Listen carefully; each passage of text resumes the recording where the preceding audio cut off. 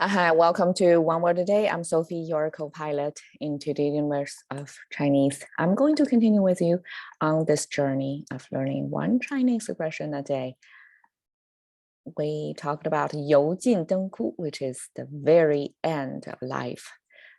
It's like the oil is being exhausted and the light is going out. And we used 枯, which is the tree is dying, to describe the light is dying.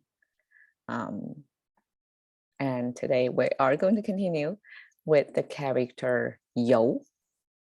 Okay, so add oil. Today is really simple, just two very simple looking Chinese characters. 加油.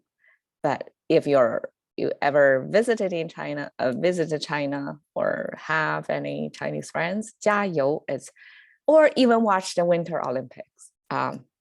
This is the most commonly used expression. 加油. I will show you what that is later, but okay. 加, it means add. So we have this 力, force or muscle power, right? Symbol on the left, and we have the mouth, which is the block on the right. Together, it means somebody is verbally adding onto something. So that's add. 油, we have the left water sign. That means it's a fluid. And then the right is the sound of 油. The sound, it means the source actually. So we have the sound 油 and the water 油 together means oil. Add oil. So what does that mean? So when you are cheering for your team, you are going to, or anybody, you're going to say 加油. It doesn't have to be in a sports race, not necessarily in a sports competition, but also in daily life. Like you are trying to do better next time in especially your studies or whatever goal you try to achieve. Your friends, your family will add a lot of oil to you. So how this word came into being. So basically, it's not exactly come on, I guess. It's like a hooray, not hooray. It's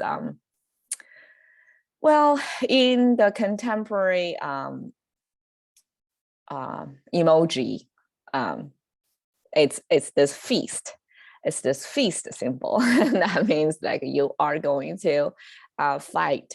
You're going to do your best, challenge yourself to go to your upper limit.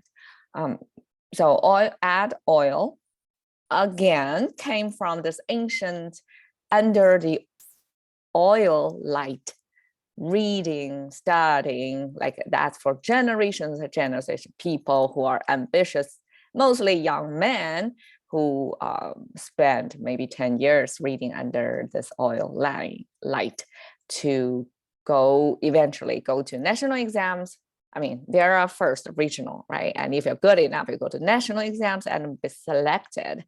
And if you're even that good, and then you're going to be appointed to the government, to be government official, and then you're going to be a very influential person, right? Okay, so that's basically the social status pathway systematically installed back then. And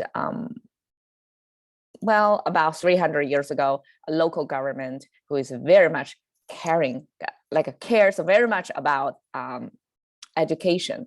He asked his officers, send the officers to roam in town and after dark, right? So around like midnight time. Back then, the midnight is pretty dark time, and to see whoever shows the light, like flickering light on their window, that means somebody is reading under the lamp. It's studying. So he will instruct his officers to bring such oil, mostly, well, according to the story, is Tong oil. I have no idea, but it's a type of oil for lamp reading back then. To add, you can see it's open over here, it's an open kind of a bow structure, even if this is wax, it's not exactly. But back then, you have some, I don't know how to say it, the light making like a burning point, right? And then it's going to be staying in the oil to have continuous source of fat burning process.